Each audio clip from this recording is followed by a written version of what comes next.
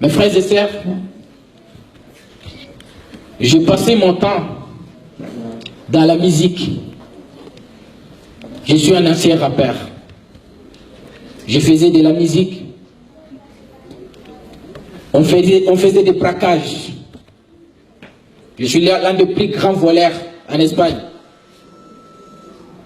Jusqu'à que les policiers m'ont appelé 10 000 problèmes. Car chaque 3 jours, je devais passer en prison. C'est pas rigolo. J'avais des tatouages partout dans mon corps.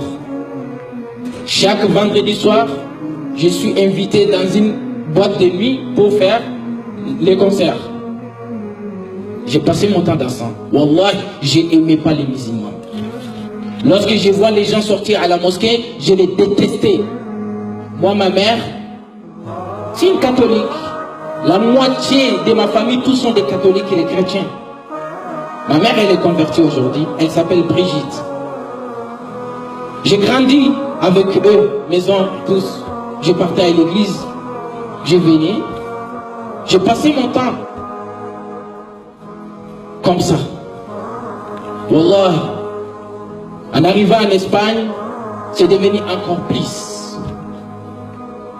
On continue dans les trafics de drogue, dans des conneries, dans des trucs que je ne peux pas vous rencontrer. Mais Wallah, les jours où Allah subhanahu wa ta'ala, il veut m'appeler, Wallah, je ne connaissais même pas réciter ni Al-Fatiha. Et je ne vous parle pas de 1997, je vous parle de 2010 que je suis rentré à l'islam.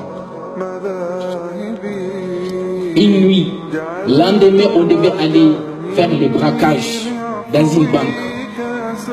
Et cette nuit, j'étais au salon, j'étais au téléphone avec mes amis. Ils ont préparé des armes pour qu'on doit aller faire les braquages. D'un coup, j'ai eu la sommeil.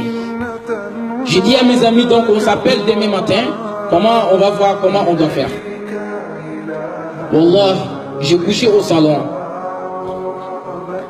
Lorsque je me suis couché, même pas 3 minutes, je vois dans mon salon, il remplit des fumées. Les fumées rentraient beaucoup. Et je voulais debout pour aller courir, je vois que je ne peux plus courir. Je ne peux plus bouger. J'ai envie de crier pour secours, j'arrive plus à crier. Et je voyais que le fumée, pour moi, c'était le feu qui rentre à la maison. J'arrive pas à comprendre. Et d'un coup, je vois un homme rentrant dans la porte et tout était habillé noir. Tout noir. Et je voyais ni corps, ni yeux, ni rien.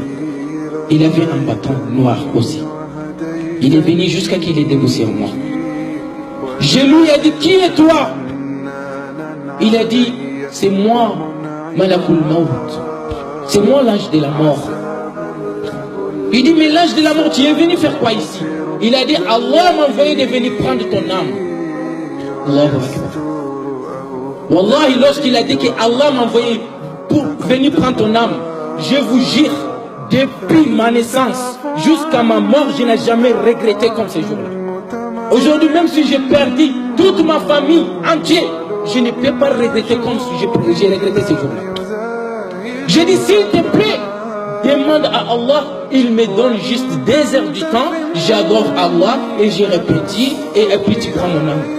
Il a dit, combien des heures que tu as perdu sur la terre que tu n'adorais pas Allah? Combien des heures? J'ai dit, s'il te plaît, dis à Allah, il me donne juste 2 minutes. J'ai fait la shahada et tu prends mon âme. Il a dit, désolé. Combien de minutes que tu as perdu? Combien de minutes?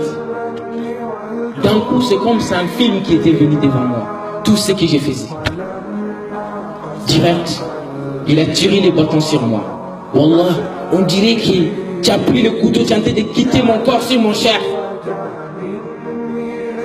J'ai tremblé fortement, mais ça n'est même pas duré ni 1 minute. Je me suis élevé fortement. Et lorsque je me suis élevé directement, j'ai couru aux toilettes pour aller prendre l'ablution. Sans que quelqu'un me dise d'aller prendre l'ablution. Alors qu'à mon temps, tu ne peux pas me dire va aller faire la prière. Les gens, ils ne peur pas de moi parce que j'avais la force. Non, parce que j'étais danger. Je peux t'amener les gens pour qu'ils te tuent. Après tout cela, je suis parti aux toilettes pour prendre l'ablution. Je me suis réfléchi. J'ai dit, mais je suis mort. Mais pourquoi je vais prendre l'ablution? Donc, je retourne au salon.